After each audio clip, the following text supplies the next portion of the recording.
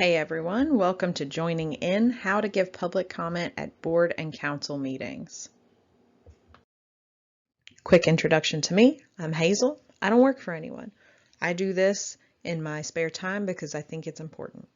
If you're not following me on TikTok and you want to, you can give me a follow at hey_zoo. Introduction to the topic. It can feel super intimidating the first time you go to give public comment at a meeting, but please know how very simple it is. You need to remember that no one expects perfection from you. This is not the speech to end all speeches. You're not being asked to give the Gettysburg Address. This is not your college thesis. You are just getting up there to participate in decision making in the place that you live. The goal is living in a place that you feel connected to and proud of, which is what happens when you begin to participate in local government. You feel connected to the place that you live in a way that you didn't before. The information in this slideshow is just based on my preferences for how to write a public comment. There is no right or wrong way, but I know that when you go for that first time, it can be really helpful to kind of have a model to follow until you find your own way to do it. So the model that I use is that each public comment has three parts: the introduction, the problem, and the solution. The first thing you're going to do when it is time for public comment is you're going to walk up there and you're going to introduce yourself. Not because you want to make sure that everyone there knows who you are for the Christmas card they're going to send you, but because this is often required. Expectations on specifics are going to vary. Some meetings you're going to walk into and you can say, I'm Hazel and I live in this district, and that's good enough. In others, you're going to be expected to give your first and last name, house number, street, and town. There's going to be a time limit at these meetings, and that time limit starts as soon as you begin speaking. As soon as you give your introduction, the time is rolling. In addition to the things that are required, you may want to give some information about county organizations that you're involved in, maybe the job that you do. If there's anything about your life that gives you special insight and maybe a little bit of authority into the topic you're about to talk about, share that. And maybe you don't have anything. Maybe this is not something that impacts your life from any other direction. You still have every right to get up there and talk about it. But if there is something that would give your words a little more weight, you should definitely share that. You've introduced yourself, so now you're going to state the problem. Don't overcomplicate it. Use simple language and include things that the community cares about, that even if they don't impact you. So, are clearly stating the problem. In our imaginary county, we're going to say that trash pickup for the past few months has been abysmal. It's not being picked up timely. It's sitting there. It's attracting critters. It's making a mess. So that's what we're going to say. We're going to say for the past few months, trash pickup has really been lacking. It has not been taken care of the way that it is supposed to. After you clearly state the problem, you're going to give some support, right? You're not going to give this entire underwater iceberg. It's not your job to explain the entirety of the issue to the board. They're going to look into it if they're worth anything. So what you're going to do instead is you're going to talk about how it impacts you and how it impacts people you know and love.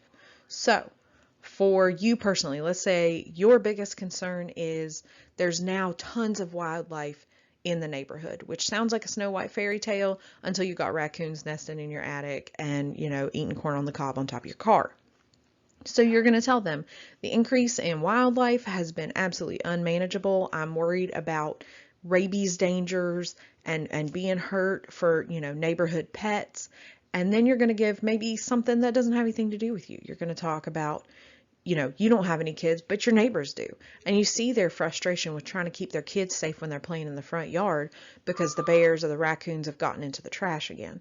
So they're trying to keep their babies safe from picking up broken glass and, lids off a can of peas and things that are going to cut and hurt them, not to mention household chemicals. These are serious safety concerns for the neighborhood, both for the animals and property, but also for the children, for people that are living there. They're in danger of being hurt by this.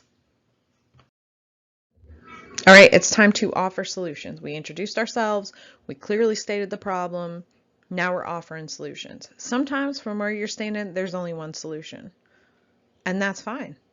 Other times you're going to look at a problem and you're going to see way more than one solution. There's going to be a lot of ways that this could get a little bit better.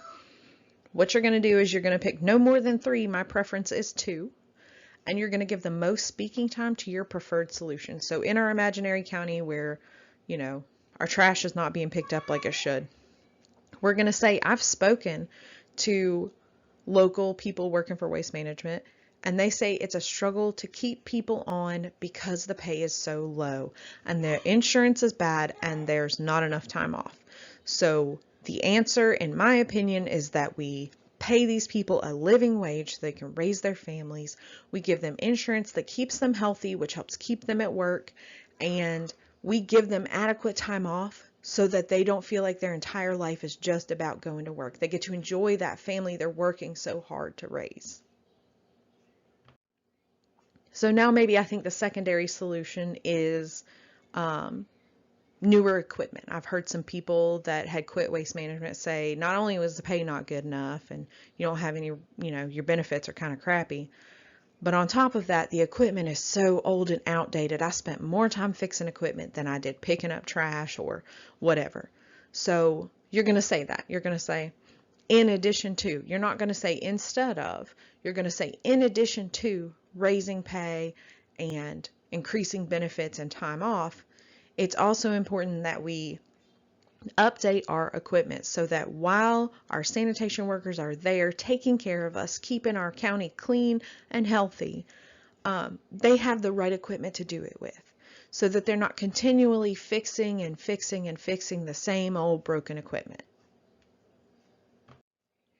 And if you have supporting information for that, if you can give something specific, it is always helpful without betraying anyone's confidence, without, throwing someone's business out in the middle of a public meeting.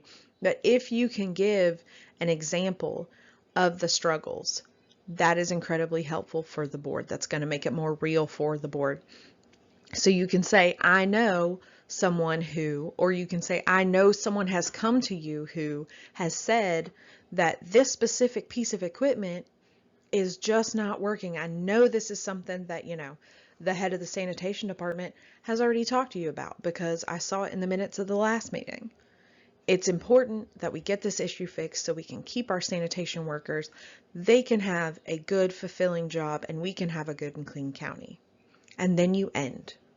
You can make that as fancy as you want. Thank you so much, Chairman and members of the board. Thank you so much, Mr. Mayor and Council, for allowing me to speak to you tonight. The end. Like, you can also just say thank you and turn around and walk away. This doesn't have to be, again, some big poetic, moving speech. We're there to say this is an issue. This is how we think you should fix the issue. Thanks so much. See you next time.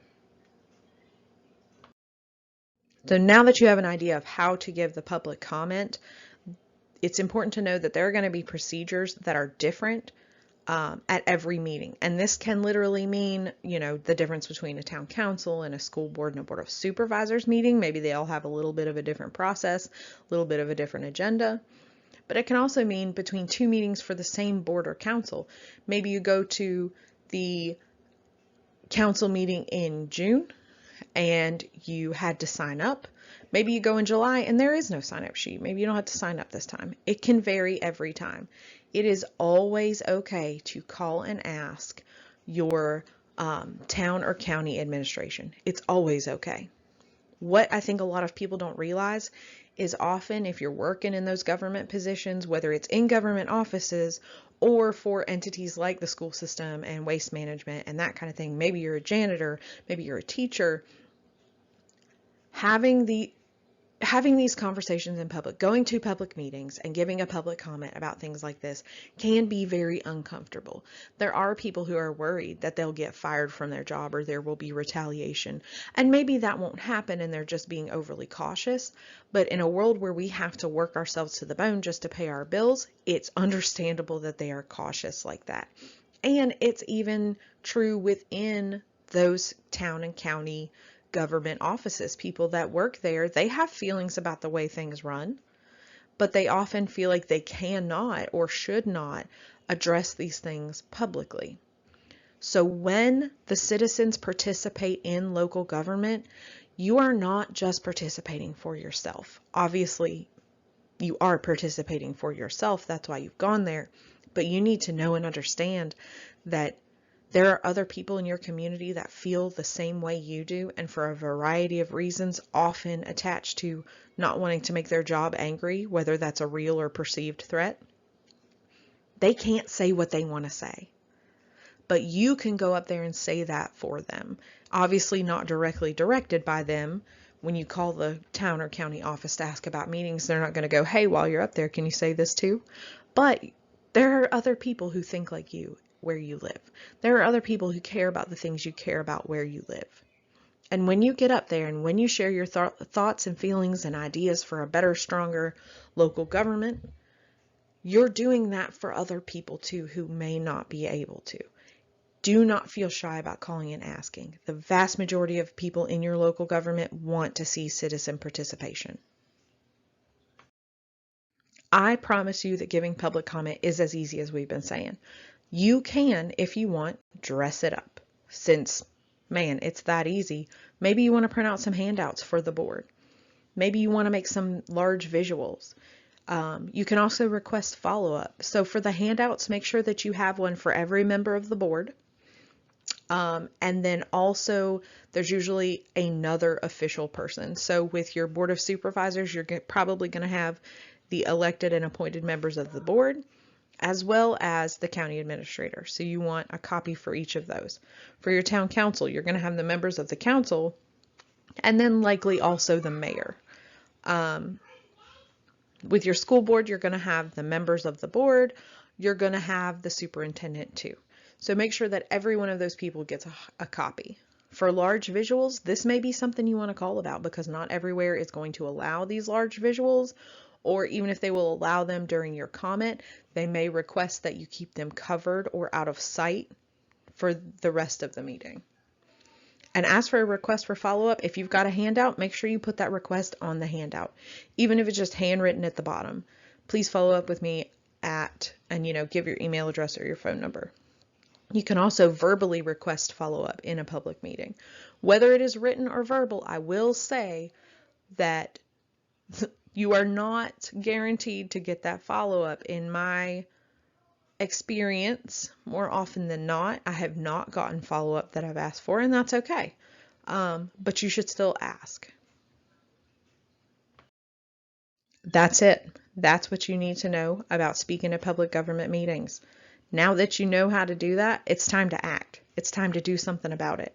So you're going to get online or get in your community Facebook group or talk to your friends and neighbors and say, hey, when's the next town council meeting? It is very helpful. It is very helpful to attend these meetings, town council, board of supervisors, school board. Attend those meetings before you have an issue you want to speak on. Go to one. Maybe you just go to one, so that you know what it's like to be there. It's better to go to several because, again, every meeting format might be a little different. Go to one, sit and observe a meeting. That way, when the time does come, you feel like you need to go speak out on something, you already have that kind of familiarity with the meeting. But even if the very first time you're ever showing up is to speak about something that you're passionate about, that's okay too. The important part is just that you go, that you participate, that you are connected and care for your county and the people that live there. So go do the thing. If you have any questions, throw them down in the comments and we'll get them answered. Thank you guys for listening.